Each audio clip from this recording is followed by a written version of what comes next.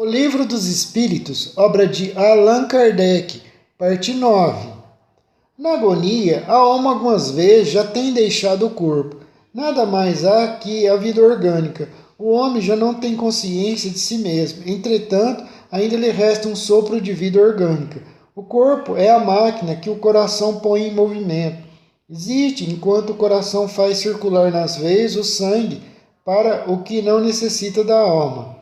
No momento da morte, a alma sente alguma vez qualquer aspiração ou êxtase que lhe faça entrever o mundo onde vai de novo entrar? Muitas vezes a alma sente que se desfazem os laços que a prendem ao corpo. Emprega então todos os esforços para desfazê-los inteiramente. Já em parte desprendida da matéria, vê o futuro desdobrar-se diante de si e goza por antecipação do estado de espírito. O exemplo da lagarta, que primeiro anda de rastos pela terra, depois se encerra na sua crisálida em estado de morte aparente, para enfim renascer com uma existência brilhante, pode dar-nos ideia da vida terrestre, do túmulo e, finalmente, da nossa nova existência. Uma ideia acanhada, a imagem é boa, todavia cumpre não seja tomada ao pé da letra, como frequentemente vos sucede. Que sensação experimenta a alma no momento em que reconhece estar no mundo dos espíritos? Depende, se praticaste o mal, impelido pelo desejo de o praticar, no primeiro momento se sentirá envergonhado de o haveres praticado. Com a alma do justo as coisas se passam de modo bem diferente. Ela se sente como que aliviada de grande peso, pois que não teme nenhum olhar perscrutador. O espírito se encontra imediatamente com os que conheceu na terra e que morreram antes dele? Sim, conforme a afeição que lhes votava e a que lhes consagravam. Muitas vezes aqueles seus conhecidos o vêm receber a entrada no mundo dos espíritos e o ajudam a se desligar-se das faixas da matéria. Encontra-se também com muitos dos que conheceu e perdeu de vista durante a sua vida terrena. Vê os que estão na erraticidade como vê os encarnados e os vai visitar. Em caso de morte violenta e acidental, quando os órgãos ainda não se enfraqueceram em consequência da idade ou das moléstias, a separação da alma e a cessação da vida ocorrem simultaneamente. Geralmente assim é, mas em todos os casos, muito breve é um instante que medeia entre uma e outra. Após a decapitação, por exemplo, conserva o homem por alguns instantes a consciência de si mesmo. Não raro a conserva durante alguns minutos até que a vida orgânica se tenha extinguido completamente, mas também quase sempre a apreensão da morte lhe faz perder aquela consciência antes do momento do suplício. Trata-se aqui da consciência que o supliciado pode ter de si mesmo, como homem e por intermédio dos órgãos, e não como espírito. Se não perdeu essa consciência antes do suplício, pode conservá-la por alguns breves instantes. Ela, porém, cessa necessariamente com a vida orgânica do cérebro, o que não quer dizer que o perispírito esteja inteiramente separado do corpo. Ao contrário, em todos os casos de morte violenta, quando a morte não resulta da extinção gradual das forças vitais, mais tenazes os laços que prendem o corpo ao perispírito e, portanto, mais lento o desprendimento completo. Perturbação espiritual. A alma tem consciência de si mesma imediatamente depois de deixar o corpo? Imediatamente não é bem o termo. A alma passa algum tempo em estado de perturbação. A perturbação que se segue à separação da alma e do corpo é do mesmo grau e da mesma duração para todos os espíritos? De forma alguma. Não, depende da elevação de cada um. Aquele que já está purificado se reconhece quase que imediatamente, pois que se libertou da matéria antes que cessasse a vida do corpo, enquanto o homem carnal, aquele cuja consciência materialista, que está apegado pura e simplesmente à matéria, aos instintos, aos prazeres, aos vícios, guarda por muito mais tempo a impressão da matéria. O conhecimento do Espiritismo exerce alguma influência sobre a duração mais ou menos longa da perturbação? Influência muito grande, por isso que o espírito já antecipadamente compreendia a sua situação. Mas a prática do bem e a consciência pura são o que mais importa, o que mais influencia. Por ocasião da morte, tudo a princípio é meio confuso. De algum tempo precisa a alma para entrar no conhecimento de si mesma. Ela se acha como aturdida, no estado de uma pessoa que despertou de profundo sono e procura se orientar sobre sua situação. A lucidez das ideias e a memória do passado lhe voltam à medida que se apaga a influência da matéria que ela acaba de abandonar, e à medida que se dissipa a espécie de névoa que lhe obscurece os pensamentos. Muito variável é o tempo que dura a perturbação que se segue à morte. Pode ser algumas horas, como também de muitos meses e até de muitos anos. Aquele que, desde quando ainda viviam na terra, se identificaram com o estado futuro que os aguardava, são os que em menos longa ela é, porque esses compreendem imediatamente a posição em que se encontram. Aquela perturbação apresenta circunstâncias especiais de acordo com os caracteres dos indivíduos, principalmente com o gênero de morte. Nos casos de morte violenta, por suicídio, suplício, acidente, apoplexia, ferimentos, etc., o espírito fica surpreendido, espantado e não acredita estar morto. Obstinadamente sustenta que não é ou está.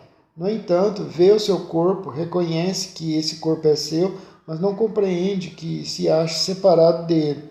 Acerca-se das pessoas a quem estima, fala-lhes e não percebe, porque elas não o ouvem. Semelhantemente, a ilusão se prolonga até ao completo desprendimento do perispírito. Só então o espírito se reconhece como tal e compreende que não pertence mais ao número dos vivos. Sobre o suicídio, tem livros que falam o que acontece com o suicida. Ele fica preso ao corpo, porque você tirou a vida antes do tempo, que nós temos um tempo determinado para viver aqui na Terra, cada pessoa. E quando a gente vai chegando naturalmente, no fim do nosso tempo aqui, nossos dias aqui na Terra, tem um fio ligado ao nosso espírito, ao nosso corpo, que ele vai se desintegrando, assim por dizer. Aí quando a gente desencarna, ele rompe totalmente. Quando a pessoa suicida, esse fio não rompe, então a pessoa fica presa ao corpo. Imagina o que acontece. Fica vendo a putrefação, sentindo a putrefação, todo aquele mau cheiro, os vermes roendo suas carnes, sente tudo aquilo, no caso de suicídio.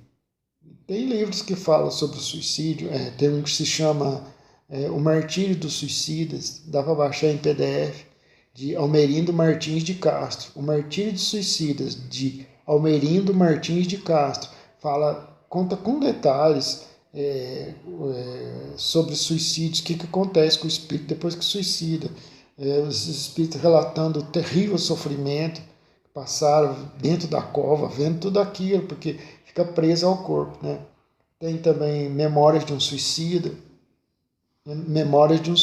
de Ivone do Amaral Pereira.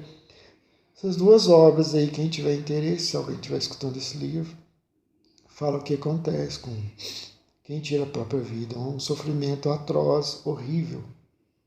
Nada se compara.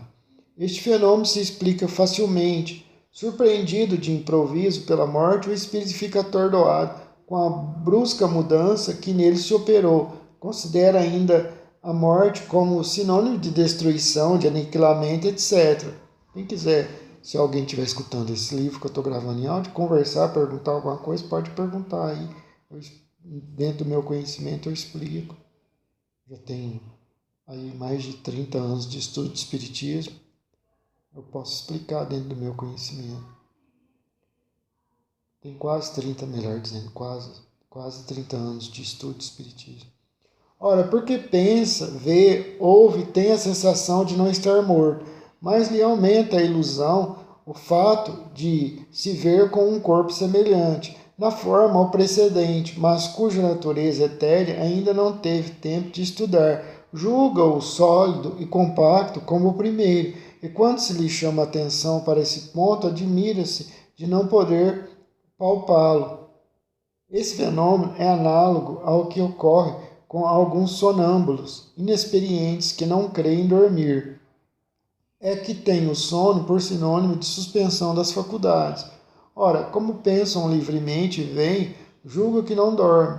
Certos espíritos revelam essa particularidade, se bem que a morte não lhes tenha sobrevindo inopinadamente. Todavia, sempre mais generalizada, se apresenta essa particularidade entre os que, mesmo doentes, não pensavam em morrer. Observa-se então o singular espetáculo de um espírito assistir ao seu próprio funeral, como se fora o de um estranho, falando desse ato como de coisa que lhe não diz respeito, até o momento em que compreende a verdade. A perturbação que se segue à morte nada tem de penosa para o homem de bem, que se conserva calmo, semelhante em tudo a quem acompanha as fases de um tranquilo despertar. Para aquele cuja consciência ainda não está pura, a perturbação é cheia de ansiedade, de angústias, que aumenta a proporção que ele da sua situação se compenetra. Nos casos de morte coletiva, tem sido observado que todos os que perecem ao mesmo tempo nem sempre tornam a ver-se logo. Presas da perturbação que se segue à morte, cada um vai para o seu lado, ou só se preocupa com os que lhe interessam. A reencarnação. Como pode a alma que não alcançou a perfeição durante a vida corpórea acabar de se depurar, sofrendo a prova de uma nova existência? Como realiza essa nova existência? Será pela sua transformação como espírito? Depurando-se, a alma indubitavelmente experimenta uma transformação, mas para isso necessária-lhe é a prova da vida corporal. A alma passa então por muitas existências corporais? Sim, todos contamos muitas existências. Os que dizem o contrário pretendem manter-vos na ignorância em que eles próprios se encontram.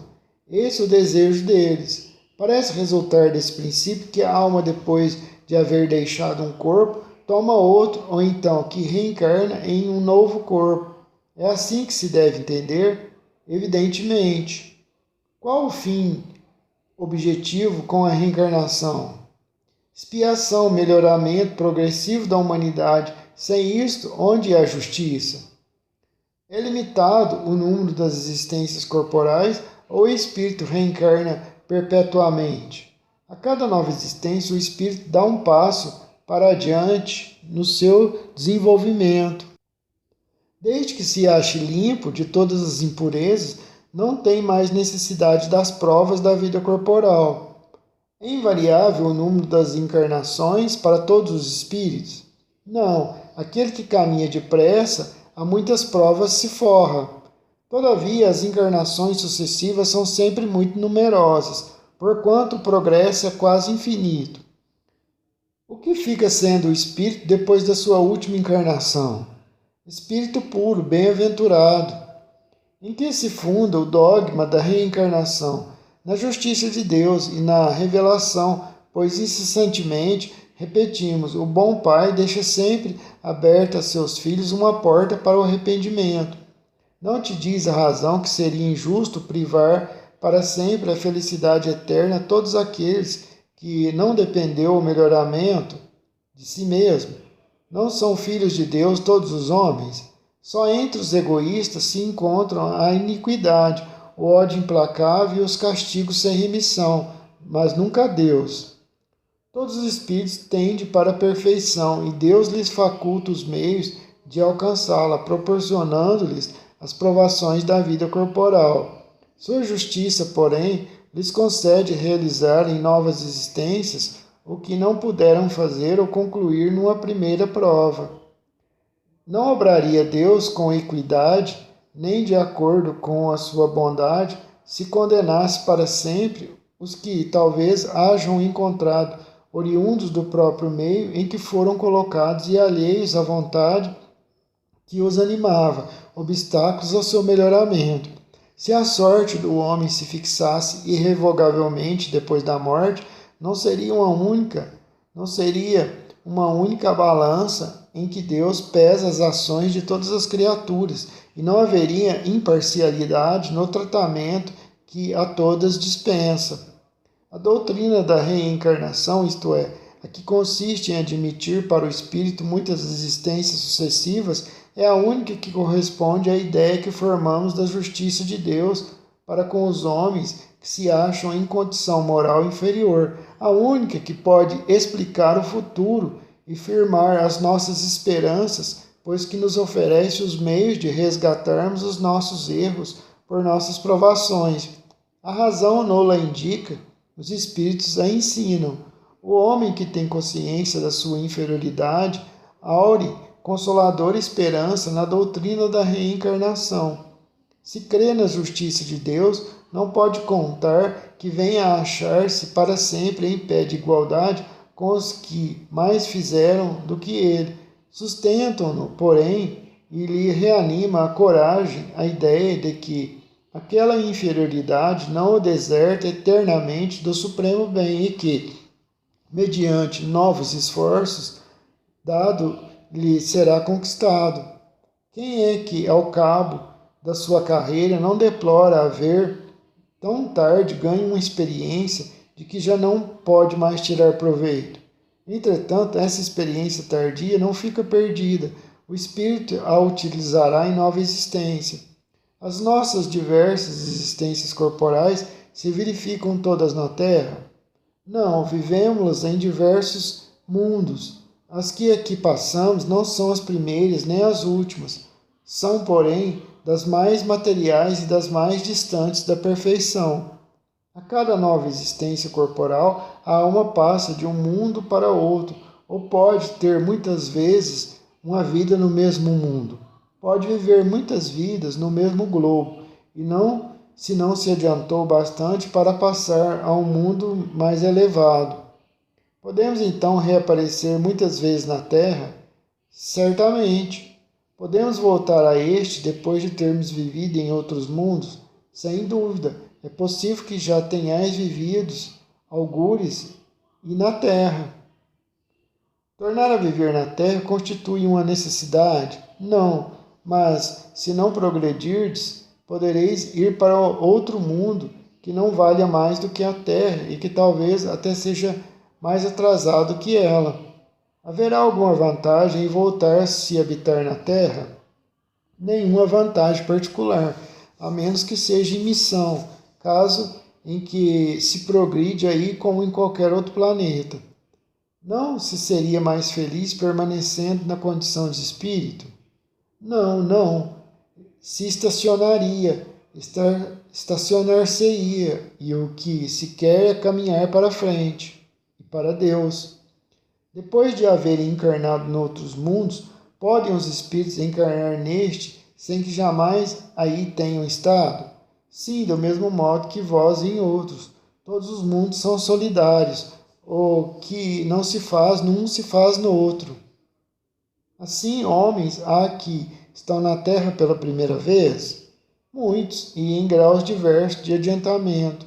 Pode-se reconhecer, por um indício qualquer, que um espírito está pela primeira vez na Terra? Nenhuma utilidade teria isso.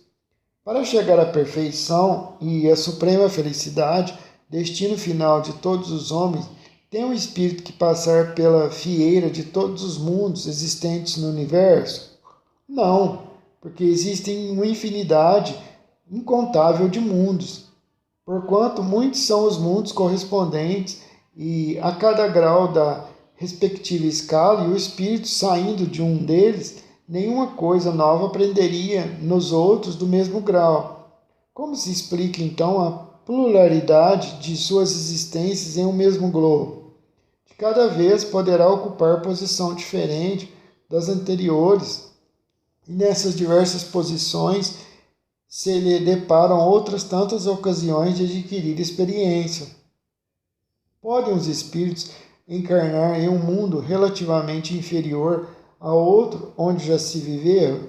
Sim, quando em missão com o objetivo de auxiliarem o progresso, caso em que aceitem alegres as tribulações de tal existência, por lhes proporcionar meio de se adiantarem. Mas não pode dar-se também por expiação? Não pode Deus degradar para mundos inferiores espíritos rebeldes? Os espíritos podem conservar-se estacionários, mas não retrógrados. Em caso de estacionamento, a punição deles consiste em não avançarem, em recomeçarem no mesmo patamar, no meio conveniente à sua natureza, as existências mal empregadas. Quais os que têm de recomeçar a mesma existência? Os que faliram em suas missões ou em suas provas. Os seres que habitam cada mundo hão todos alcançado o mesmo nível de perfeição? Não, dá-se em cada um o que ocorre na Terra. Uns espíritos são mais adiantados do que outros. Passando deste planeta para outro, conserva o espírito a inteligência que aqui adquiriu? Sem dúvida, a inteligência não se perde. Pode, porém, acontecer que ele não disponha dos meios para manifestá-la, dependendo isto da sua superioridade e das condições do corpo que tomar. Os seres que habitam os diferentes mundos têm corpos semelhantes aos nossos? É fora de dúvida que têm corpos, porque o espírito precisa estar revestido de matéria para atuar sobre a matéria.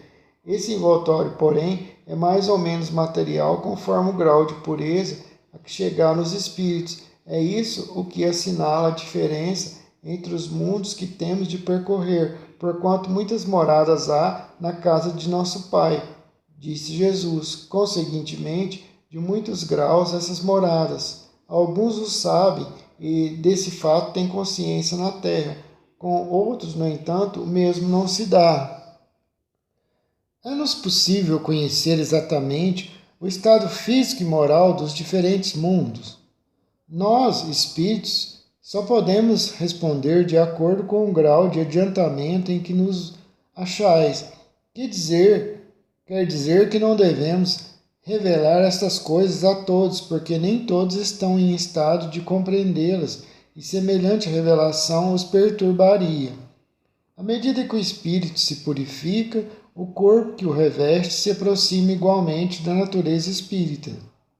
Torna-se-lhe menos densa a matéria, deixa de rastejar penosamente pela superfície do solo, menos grosseiras se lhe fazem as necessidades físicas, não mais sendo preciso que os seres vivos se destruam mutuamente para se nutrirem. O espírito se acha mais livre e tem nas coisas longínquas percepções que desconhecemos. Vê com os olhos do corpo o que só pelo pensamento entrevemos. Da purificação do espírito decorre o aperfeiçoamento moral para os seres que eles constituem quando encarnados. As paixões animais se enfraquecem, o egoísmo cede lugar ao sentimento da fraternidade. Assim é que, nos mundos superiores ao nosso, se desconhecem as guerras, carecendo de objetivo os ódios e as discórdias, porque ninguém pensa em causar dano ao seu semelhante.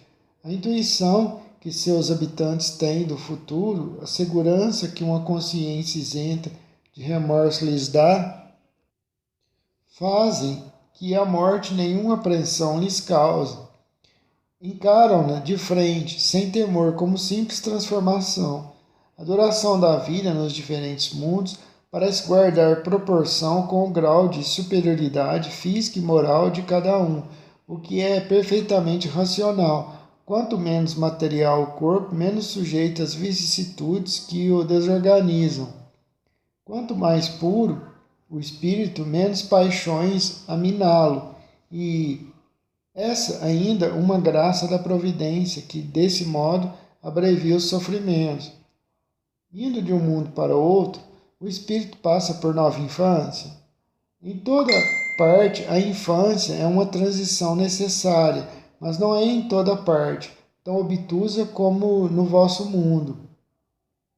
Tem o espírito a faculdade de escolher o mundo em que possa habitar?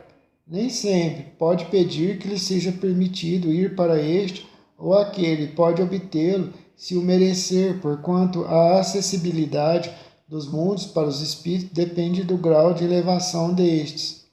Se o espírito nada pedir, que é o que determina o mundo em que ele reencarnará, o grau da sua evolução. O estado físico e moral dos seres vivos é perpetuamente o mesmo em cada mundo? Não, os mundos também estão sujeitos à lei do progresso. Todos começaram como o vosso, por um estado inferior, e a própria Terra sofrerá idêntica transformação, tornar-se-á um paraíso quando os homens se houverem tornado bons. É assim que as raças que hoje povoam a Terra desaparecerão um dia, substituídas por seres cada vez mais perfeitos, pois que essas novas raças transformadas sucederão às atuais, como estas sucederam às outras ainda mais grosseiras. Haverá mundos em que o espírito, deixando de revestir corpos materiais, só tenha por envoltório o perispírito. E mesmo esse envoltório se torna tão etéreo que, para vós, é como se não existisse. Esse é o estado dos espíritos puros. Parece resultar daí que entre o estado correspondente às últimas encarnações e o espírito puro não há linha divisória perfeitamente demarcada, não. Semelhante demarcação não existe. A diferença entre um e outro estado se vai apagando pouco a pouco e acaba por imperceptível, tal qual se dá com a noite as primeiras claridades do alvorecer. A substância do perispírito é a mesma em todos os mundos? Não, é mais ou menos etérea. Passando de um mundo a outro, o espírito se reveste da matéria própria desse outro, operando-se, porém, essa mudança com rapidez do relâmpago. Os espíritos puros habitam mundos especiais ou se acham no espaço universal sem estarem mais ligados a um mundo do que a outros. Habitam certos mundos, mas não lhes ficam presos ali como os homens na terra. Podem, melhor do que os outros, estar em toda parte. Desde o início de sua formação, goza o espírito da plenitude de suas faculdades? Não, pois que para o espírito, como para o homem, também há infância. Em sua origem, a vida do espírito é apenas instintiva. Nota de Allan Kardec. Segundo os espíritos de todos os mundos que compõem o nosso sistema planetário, a Terra é dos que têm habitantes menos adiantados física e moralmente. Marte lhe estaria ainda abaixo, sendo-lhe Júpiter superior de muito a todos os respeitos. O Sol não seria mundo habitado por seres corpóreos, mas simplesmente um lugar de reunião dos espíritos superiores, os quais de lá irradiam seus pensamentos para os outros mundos que eles dirigem por intermédio de espíritos menos elevados, transmitindo-os a estes por meio do fluido universal. Considerado do ponto de vista da sua constituição física, o Sol seria um foco de eletricidade. Todos os sóis como que estariam em situação análoga. O volume de cada um e a distância a que esteja do Sol nenhuma relação necessária guardam com o grau do seu adiantamento, pois o que, do contrário, Vênus deveria ser tida por mais adiantada do que a Terra e Saturno menos do que Júpiter. Muitos espíritos que na Terra animaram personalidades conhecidas disseram estar reencarnados em Júpiter, um dos mundos mais próximos da perfeição, e ha causado espanto que, nesse globo tão adiantado, estivessem homens a quem a opinião geral aqui não atribuía tanta elevação. Nisso nada há de surpreendente, desde que se atenda a que, possivelmente, certos espíritos, habitantes daquele planeta, foram mandados à Terra para desempenhar aí certa missão que os nossos olhos os não coloca na primeira plano. Em segundo lugar, deve-se atender a que entre a existência que tiveram na Terra e que passaram a ter em Júpiter, podem eles ter tido outras intermediárias em que se melhoraram. Finalmente, cumpre-se considere que naquele mundo, como no nosso, múltiplos são os graus de desenvolvimento e que entre esses graus pode mediar lá a distância que vai entre nós, do selvagem ao homem civilizado. Bom, pode falar Júpiter não tem habitantes. Aqui tem que entender sobre... não está falando assim de como seres encarnados em corpos como nós, mas num outro patamar evolutivo, num outro patamar vibratório, melhor dizendo, em outro nível de vibração. Pode existir coisas, construções, etc., como está num outro nível de vibração diferente da nossa, nossos olhos, mesmo nossos equipamentos não captam a imagem daquilo. Então é isso. Ou pode até mesmo existir habitantes em Marte, quem vai saber? Muitos cientistas aí, astrônomos, astrofísicos, garantem que existem habitantes em Marte. E Júpiter, né, até hoje não pousou nenhuma nave em Júpiter. Então fica meio como um mistério assim porque a NASA diz que é assim, que é assado, e a gente tem que acreditar. Eu não acredito piamente em agências espaciais, não, de olho fechado. Eles escondem muitos segredos. E agora, em relação a seres habitantes desse planeta, nem sempre será no nosso nível vibratório, como eu estava falando. Assim, do fato de um espírito habitar Júpiter, não se cega que esteja no nível dos seres mais adiantados, do mesmo modo que ninguém pode considerar-se na categoria de um sábio do Instituto só porque reside em Paris. As condições de longevidade não são tampouco em qualquer parte as mesmas que na Terra, e as idades não se podem comparar. Evocado um espírito que desencarnara havia alguns anos, disse que desde 6 meses antes estava encarnado em um mundo cujo nome nos é desconhecido. Interrogado sobre a idade que tinha nesse mundo, disse: não posso avaliá-lo, porque não contamos o tempo como contais. Depois, os modos de existência não são idênticos. Nós lá nos desenvolvemos muito mais rapidamente. Entretanto, se bem não haja mais de 6 dos vossos meses que lá estou, posso dizer que, quanto à inteligência, tenho 30 anos da idade que tive na Terra. Muitas respostas análogas foram dadas por outros espíritos e o fato nada apresenta de inverossímil. Não vemos que, na Terra, uma imensidade de animais em poucos meses adquire o desenvolvimento normal? Por que não poderia se dar o mesmo com o homem em outras esferas?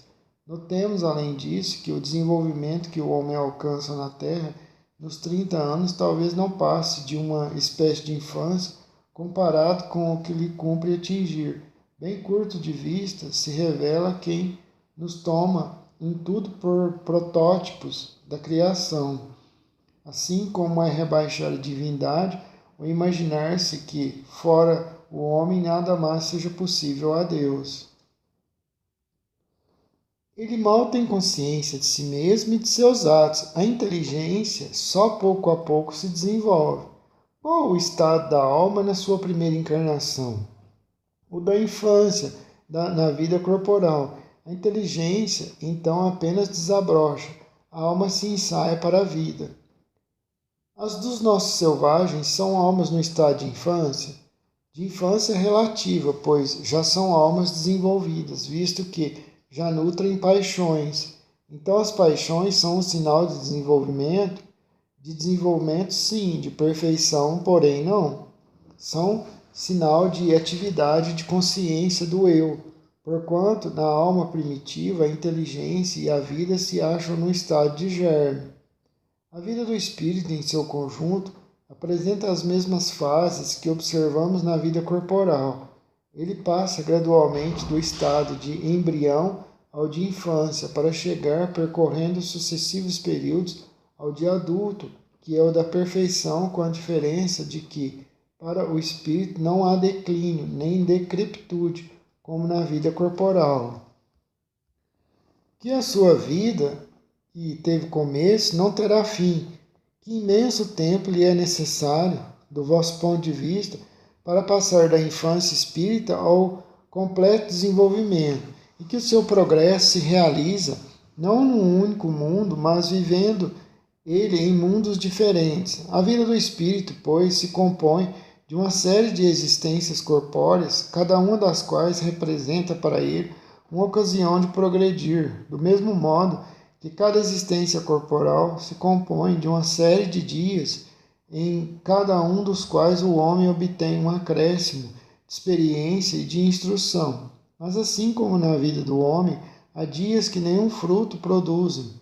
Na do espírito, há existências corporais de que ele nenhum resultado colhe, porque não as soube aproveitar. Pode alguém, por um proceder impecável na vida atual, transportados os graus da escala do aperfeiçoamento e tornar-se espírito puro? Pode alguém, por um proceder impecável na vida atual, transpor todos os graus da escala do aperfeiçoamento e tornar-se espírito puro, sem passar por outros graus intermediários? Não, pois o homem julga perfeito, longe está da perfeição. Há qualidades que lhe são desconhecidas e incompreensíveis. Poderá ser tão perfeito quanto o comporte a sua natureza terrena, mas isso não é a perfeição total, absoluta, que se conhece. Dá-se com o espírito o que se verifica com a criança, que, por mais precoce que seja, tem de passar pela juventude antes de chegar à idade madura. E também com o enfermo, que, para recobrar a saúde, tem que passar pela convalescença. Demais, ao espírito cumpre progredir em ciência e em moral. Se somente se adiantou num sentido, importa se adiante no outro, para atingir o extremo superior da escala. Contudo, quanto mais o homem se adiantar na sua vida atual, tanto menos longas e penosas lhe serão as provas que se seguirem. Pode ao menos o homem, na vida presente, preparar com segurança para si uma existência futura menos prenhe de amarguras? Sem dúvida, pode reduzir a extensão e as dificuldades do caminho. Só o descuidado permanece sempre no mesmo ponto. Pode um homem, nas suas novas existências, descer mais baixo do que esteja na atual? Com relação à posição social, sim, como espírito, não. É possível que, em nova encarnação, a alma de um homem de bem anime o corpo de um homem mau? Não, visto que não pode degenerar. A alma de um homem perverso pode tornar-se a de um homem de bem? Sim, se arrependeu. Isso constitui então a recompensa. A marcha dos espíritos é progressiva, jamais retrógrada. Eles se elevam gradualmente na hierarquia e não descem da categoria a que ascenderam. Em suas diferentes existências corporais, podem descer como homens, não como espíritos. Assim, a alma de um potentado da terra pode mais tarde animar o mais humilde obreiro e vice-versa, pois isso que entre os homens as categorias estão frequentemente na razão inversa da elevação das qualidades morais. Herodes era rei e Jesus carpinteiro. A possibilidade de se melhorarem noutra existência não será de molde a fazer que certas pessoas perseverem no mau caminho, dominadas pela ideia de que poderão corrigir-se mais tarde. Aquele que assim pensa em nada crê, e a ideia de um castigo eterno não refrearia mais do que qualquer outra coisa, porque sua razão a repele, e semelhante ideia induz a incredulidade a respeito de tudo. Se unicamente meios racionais se tivessem empregado para guiar os homens, não haveria tantos céticos. De fato, um espírito imperfeito poderá, durante a vida corporal, pensar como dizes, mas, liberto que seja da matéria, pensará de outra forma, pois logo verificará que fez cálculo errado, e então sentimento oposto a esse trará ele para a sua nova existência. É assim que se efetua o progresso, e essa a razão porque na Terra os homens são desigualmente adiantados. Uns já dispõem de experiência que a outros faltam, mas que adquirirão pouco a pouco. Deles depende o acelerar-se-lhes o progresso ou retardar-se indefinidamente. O homem que ocupa uma posição má deseja trocá-la o mais depressa possível.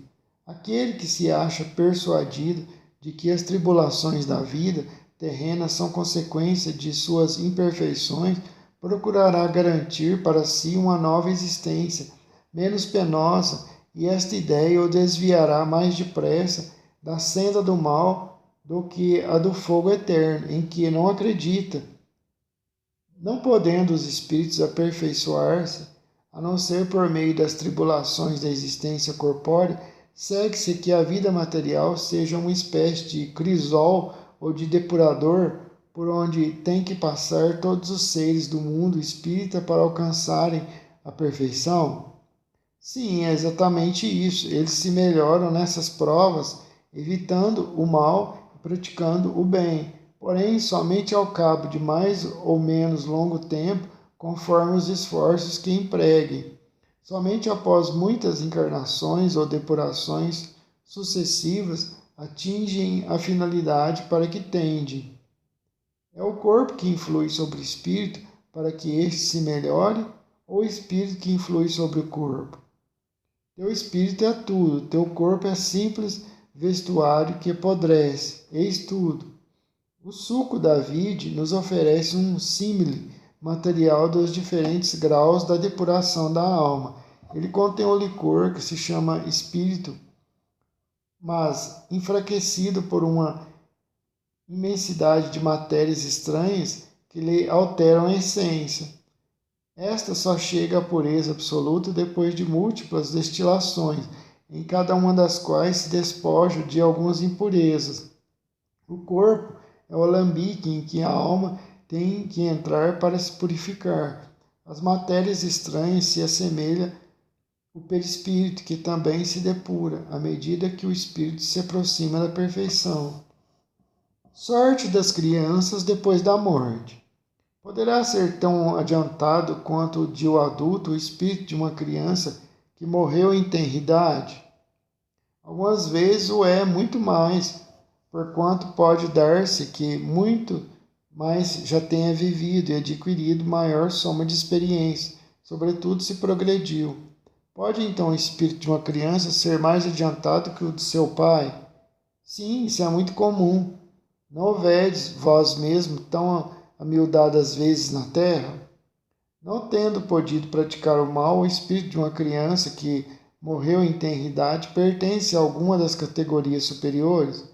Se não fez o mal, igualmente não fez o bem, e Deus não o isenta das provas que tenha de padecer. Se for um espírito puro, não o é pelo fato de ter animado apenas uma criança, mas porque já progrediu até a pureza. Por que tão frequentemente a vida se interrompe na infância? A curta duração da vida da criança pode representar para o espírito que a animava o complemento de existência precedente, interrompida antes do momento em que devera terminar, e sua morte também, não raro, constitui provação ou expiação para os pais. O que sucede ao espírito de uma criança que morre pequenina? Recomeça outra existência. Se uma única existência tivesse o homem, e se extinguindo-lhe sua sorte ficasse decidida para a eternidade, qual seria o mérito de metade do gênero humano, da que morre na infância, para gozar sem esforço da felicidade eterna, e com que direito se acharia isenta das condições, às vezes tão duras, a que se vê submetida a outra metade? Semelhante ordem de coisas não corresponderia à justiça de Deus. Com a reencarnação, a igualdade é real para todos. O futuro a todos toca sem exceção e sem favor para quem quer que seja. Os retardatários só de si mesmos se podem queixar. Forçoso é que o homem tenha o merecimento de seus atos, como tem deles a responsabilidade. Aliás, não é racional considerar-se a infância como um estado normal de inocência. Não se vê crianças dotadas dos piores instintos numa idade em que ainda nenhuma influência pode ter tido da educação?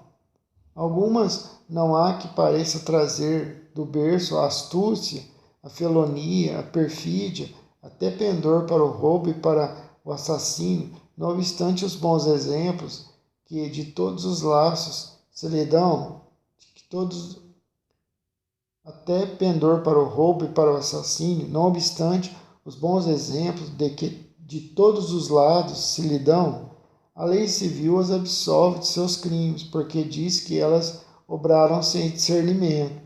Tem razão a lei, porque, de fato, elas obram mais por instinto do que intencionalmente, donde, porém,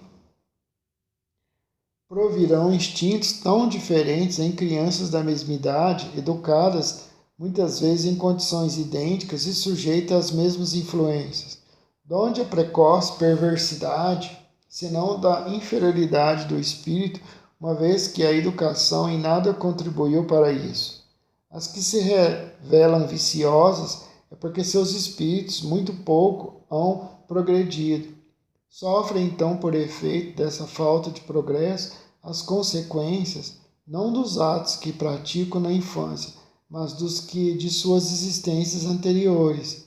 Assim é que a lei é uma só para todos e que todos são atingidos pela justiça de Deus. Sexo nos espíritos. Tem sexo os espíritos? Não como entendeis, pois que o sexo depende da organização física. Há entre eles amor e simpatia, mas baseados na compreensão, na concordância dos sentimentos. Em nova existência, pode o espírito que animou o corpo de um homem animar o de uma mulher ou vice-versa? De certo que sim, são os mesmos os espíritos que animam os homens e as mulheres. Quando errante, que prefere o espírito encarnar no corpo de um homem ou de uma mulher? Isso pouco lhe importa. O que o guia na escolha são as provas por que haja de passar. Os espíritos encarnam como homens ou como mulheres porque não têm sexo, visto que lhes cumpre progredir em tudo. Cada sexo, como cada posição social, lhes proporciona provações e deveres especiais e com isso ensejo de ganhar experiência. Aqueles que só como homem encarnasse só saberia o que sabem os homens. Parentesco filial. Transmite os pais aos filhos uma parcela de suas almas ou se limitam a lhes dar a vida animal, a que mais tarde outra alma vem adicionar à vida moral. Dão-lhes apenas a vida animal, pois que a alma é indivisível. Um pai obtuso pode ter filhos inteligentes e vice-versa.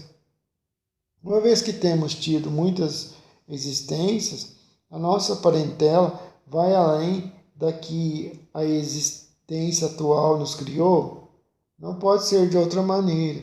A sucessão das existências corporais estabelece entre os espíritos ligações que remontam às vossas existências anteriores. Daí muitas vezes a simpatia que vem a existir entre vós e certos espíritos que vos parecem estranhos. Algumas pessoas, a doutrina da reencarnação se afigura destruidora dos laços de família, com fazê-los anteriores à existência atual. Ela o distende, não o destrói. Ela o distende, não os destrói, fundando-se o parentesco em afeições anteriores. Menos precários são os laços existentes entre os membros de uma mesma família. Essa doutrina amplia os deveres da fraternidade, porquanto no vosso vizinho ou no vosso servo pode achar-se um espírito a quem tenhais estado presos pelo laço do sangue em vidas passadas. Ela, no entanto, diminui a importância que alguns dão a genealogia, visto que qualquer pode ter tido por aí um espírito, por pai um espírito que haja pertencido a outra raça, ou que haja vivido em condição muito diversa. É exato, mas essa importância assenta no orgulho, os títulos, a categoria social, a riqueza, eis o que esses tais veneram nos seus antepassados. Um que se envergonharia de contar como ascendente um sapateiro honrado, se orgulharia de descender de um gentil homem devasso. Digam, porém, o que disserem, ou façam o que fizerem, não obstarão a que as coisas sejam como são, que não foi consultando-lhes a vaidade que Deus formulou as suas leis e as leis da natureza. Do fato de não haver filiação entre os espíritos dos descendentes de qualquer família, seguir-se-á que o culto dos avoengos seja ridículo? De modo algum. Todo homem deve considerar-se ditoso por pertencer a uma família em que encarnaram espíritos elevados. Se bem os espíritos não procedem uns dos outros, nem por isso menos afeição consagram aos que lhes estão ligados pelos elos da família, dado que muitas vezes eles são atraídos para tal ou qual família pela simpatia, ou pelos laços que anteriormente se estabeleceram. Mas ficais certos de que os vossos antepassados não se honram com o culto que lhes tributais por orgulho. Em vós não se refletem os méritos de que lhes gozem, senão na medida dos esforços que empregais por seguir os bons exemplos que vos deram. Somente nestas condições lhes é grata e até mesmo útil a lembrança que deles guardais. Frequentemente, os pais transmitem aos filhos a parecença física. Transmitirão também alguma parecença moral? Não, que diferentes são as almas ou espíritos de uns e outros. O corpo deriva do corpo, mas o espírito não procede do espírito. Entre os descendentes das raças, apenas a consanguinidade. De onde se originam as parecenças morais que costuma haver entre pais e filhos? É que uns e outros são espíritos simpáticos que reciprocamente se atraíram pela analogia dos pendores. Nenhuma influência exercem os espíritos dos pais sobre o filho depois do nascimento deste. Ao contrário, bem grande influência exerce. Conforme já dissemos, os espíritos têm que contribuir para o progresso uns dos outros. Pois bem, os espíritos dos pais têm por missão desenvolver os dos seus filhos pela educação. Constitui-lhes isso uma tarefa. Tornar-se-ão culpados se vierem a falir no seu desempenho.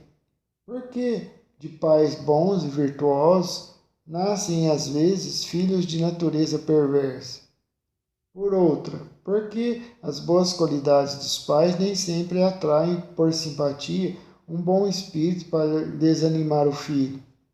Não é raro que um mau espírito peça lhe sejam dados bons pais na esperança de que seus conselhos o encaminhem por melhor senda, e muitas vezes Deus lhe concede o que deseja. Pelos seus pensamentos e preces, pode os pais atrair para o corpo em formação do filho um bom espírito, de preferência a um inferior? Não, não é bem assim, mas podem melhorar o espírito do filho que lhes nasceu e está confiado. Esse é o dever deles. Os maus filhos são uma provação para os pais. Donde deriva a semelhança de caráter que muitas vezes existe entre dois irmãos, normalmente gêmeos.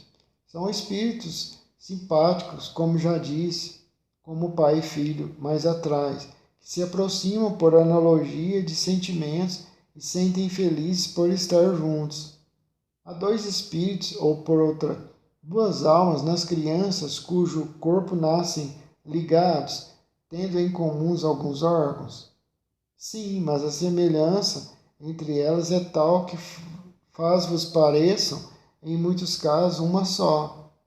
Pois que Nos gêmeos, os espíritos encarnam por simpatia, de onde provém a aversão que às vezes se nota entre eles. Não é de regra que sejam simpáticos os espíritos dos gêmeos. Acontece também que espíritos maus entendam de lutar juntos no palco da vida. O que se deve pensar dessas histórias de crianças que lutam no seio materno? Lendas, para significarem quão inveterado era o ódio que, reciprocamente, se votavam, figuram-no a se fazer sentir antes do nascimento delas. Em geral, não levais muito em conta as imagens poéticas, o que dá origem ao caráter distintivo que se nota em cada povo. Também os espíritos se grupam em famílias, formando-as pela analogia de seus pendores, mais ou menos puros conforme a elevação que têm alcançado. Pois bem, um povo é uma grande família formada pela reunião de espíritos simpáticos. Na tendência que apresentam os membros dessa família para se unir é que está a origem da semelhança que, existindo entre os indivíduos, constitui o caráter distintivo de cada povo.